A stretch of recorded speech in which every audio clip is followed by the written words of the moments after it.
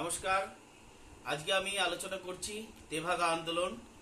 তেভাগা আন্দোলন এমন একটা টপিক যেটা হচ্ছে দশম শ্রেণীর সিলেবাসও আছে এবং পরবর্তী স্নাতক স্তরেও আছে, এমএতেও আছে। তা আমি সংক্ষেপে আলোচনা করছি, দশম শ্রেণীর সিলেবাস উপযোগী তেভাগা আন্দোলনটা আলোচনা করছি। আমরা জানি যে তেভাগা আন্দোলন অবিভক্ত বাংলার 19টা জেলায় 1946 খ্রিস্টাব্দে শুরু হয়েছিল এবং দ্বিতীয় বিশ্বযুদ্ধোত্তর যে গণ আন্দোলন অর্থাৎ 1945 খ্রিস্টাব্দে দ্বিতীয় বিশ্বযুদ্ধ শেষ হয়ে যায়। 1945 খ্রিস্টাব্দে দ্বিতীয় বিশ্বযুদ্ধ শেষ হয়ে যাওয়ার পর দ্বিতীয় বিশ্বযুদ্ধোত্তর যে গণ আন্দোলনগুলো হয়েছিল সেই সমস্ত গণ আন্দোলনের মধ্যে অন্যতম হচ্ছে তেভাগা আন্দোলন। এটা ছিল একটা কৃষক আন্দোলন। আধি নয় তেভাগা চাই, নিজ খোলানে ধান তোলো,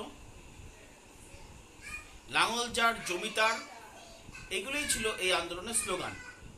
কারণ আধি নয় তেভাগা চাই, অর্থাৎ কৃষকরা যেটা দাবি করলো, ফ্লাউড কমিশন যেটা ইংরেজ সরকার গঠন করেছিল, সেই ফ্লাউড কমিশন দ্বারা গঠিত, যে ইংরেজ সরকার দ্বারা গঠিত ফ্লাউড কমিশন যে সিদ্ধান্ত করেছিল, যে সুপারিশ করেছিল, যে ফ্লাউড কমিশন যে সুপারিশটা করেছিল সেটা হচ্ছে যে জমির উৎপাদিত ফসলের 3/2 ভাগ কৃষকদের দিতে হবে, আর হচ্ছে আর 1 ভাগ জমিদার পাবে।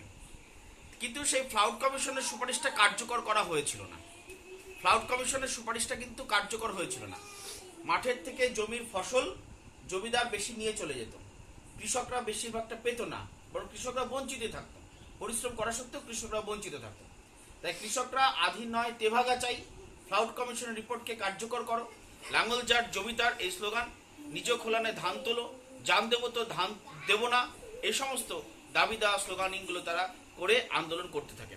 শহরের শিক্ষিত ছাত্র সমাজ গ্রামাঞ্চলে চলে আসে এবং তারা কৃষকদেরকে সাহায্য করতে থাকে। সরাসরি জমিদার, যে লেঠেল বাহিনী এবং পুলিশ একদিকে, অন্যদিকে কৃষক আর হচ্ছে শিক্ষিত ছাত্ররা অন্যদিকে। তাহলে কৃষক, আদিবাসী কৃষক, উপজাতি কৃষক সহ কৃষকরা তারা হচ্ছে কাঁধে কাঁধ মিলিয়ে, হিন্দু মুসলিম কৃষকরা তারা হচ্ছে ঐক্যবদ্ধভাবে জমিদারের যে লেঠেল বাহিনী এবং পুলিশের বিরুদ্ধে তারা আন্দোলন চালিয়ে গিয়েছিল। নিজেদের যে কষ্টে বোনা যে ধান, তারা নিজেদের গোলায়, নিজেদের গোলাজাত করার জন্য তারা মাঠের ফসল তারা কেটে নিয়ে গিয়ে তাদের নিজেদের খোলায় ধান রাখার জন্য তারা চেষ্টা করলো এবং সেই কাজটা তারা করলো। এর জন্য তারা জমিদারের লেঠেল বাহিনীর সঙ্গে সংঘর্ষ করলো। কৃষকরা তারা হচ্ছে পুলিশের সাথেও তাদের পুলিশি নির্যাতনের সহ্য করতে হলো। এইভাবে আমরা দেখলাম যে অবিভক্ত বাংলার 19টা জেলায় এই তেভাগা আন্দোলন তীব্র রূপ নিয়েছিল। এখানে সবচেয়ে গুরুত্বপূর্ণ বিষয় যে এই সময়কালে কিন্তু আমরা দেখছি সাম্প্রদায়িকতাও বৃদ্ধি পেয়েছে। হিন্দু মুসলিম দাঙ্গায় হচ্ছে, ভারতবর্ষের বিভিন্ন প্রান্তে, বাংলাতেও হচ্ছে। কিন্তু যে 19টা জেলাতে তেভাগা আন্দোলন হচ্ছিল, যে লাঙল জাট জমিদার দাবিতে, নিচ খোলানে ধান তোলো দাবিতে, জান দেবো তো ধান দেবো না, এই সমস্ত দাবিতে যে 19টা জেলায় তেভাগা আন্দোলন হচ্ছিল, বঙ্গীয় প্রাদেশিক কৃষক সভার নেতৃত্বে পেছন থেকে মদত দিচ্ছিল ভারতের কমিউনিস্ট পার্টি। তার বঙ্গীয় প্রাদেশিক কৃষক সভা শাখা সংগঠন, বঙ্গীয় প্রাদেশিক কৃষক সভা, আমরা জানি 1936 খ্রিস্টাব্দে অল ইন্ডিয়া কিষাণ সভা গঠিত হয়েছিল, তার শাখা সংগঠন বঙ্গীয় প্রাদেশিক কৃষক সভার নেতৃত্বে এই যে তেভাগা আন্দোলনটা হচ্ছিল। এইখানে কিন্তু এই 19টা জেলাতে কিন্তু কোনো রকমের সাম্প্রদায়িক দাঙ্গা হয়নি। এখানে অর্থনৈতিক প্রশ্নে আন্দোলনটা হয়েছিল, কৃষকের অধিকারের জন্য আন্দোলন হয়েছিল, জমিদারের বিরুদ্ধে, সরকারের বিরুদ্ধে আন্দোলন হয়েছিল, কৃষকরা আন্দোলন করেছিল। এই তেভাগা আন্দোলন খুবই স্মরণীয় বিষয়, তেভাগা আন্দোলন। এবং এই আন্দোলনের ফলে কিন্তু আমরা দেখলাম যে আন্দোলনের ফলে কিন্তু কৃষকদের মধ্যে একটা শ্রেণী চেতনা, যে তারা যে নিপীড়িত শোষিত শ্রেণী, তাদের মধ্যে একটা শ্রেণী চেতনা তৈরি হয়েছিল এবং কৃষক সভার জনপ্রিয়তাও বৃদ্ধি পেয়েছিল। তাই পরবর্তীতে আমরা দেখব তেভাগা আন্দোলনকে কেন্দ্র করে যে গণসঙ্গীত শিল্পী হেমাঙ্গ বিশ্বাস, তিনি একটি গানও লিখেছিলেন। সেই গানটা আমি একটু শোনাচ্ছি। হেই সামালো, হেই সামালো, হেই সামালো, হেই সামালো, হেই সামালো ধান হো, কাস্তেটা দাও শান হো, হেই সামালো ধান হো, কাস্তেটা দাও শান হো, জান কবুল আর মান কবুল, আর দেব না, রক্তে বোনা ধান মোদের প্রাণ হো।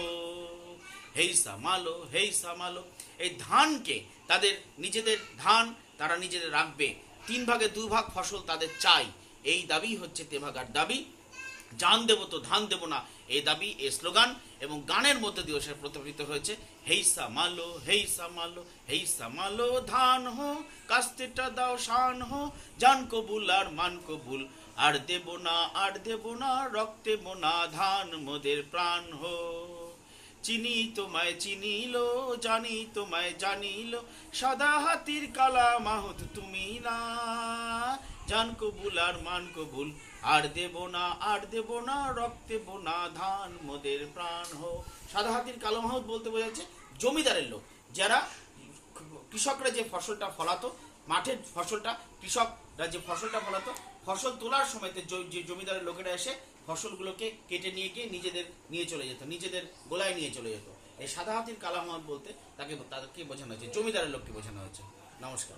চ্যানেলটাকে আপনারা লাইক, সাবস্ক্রাইব, পজিটিভ কমেন্ট এবং শেয়ার করবেন। কোনো টপিক আলোচনা দরকার হলে বলবেন, নোট হিসাবে নোট দেওয়া হচ্ছে, দেখবেন, শেয়ার করবেন, সাবস্ক্রাইব করবেন সকলে, যাতে করে আমি আরও উৎসাহিত হই নতুন নতুন ভিডিও দেওয়ার জন্য।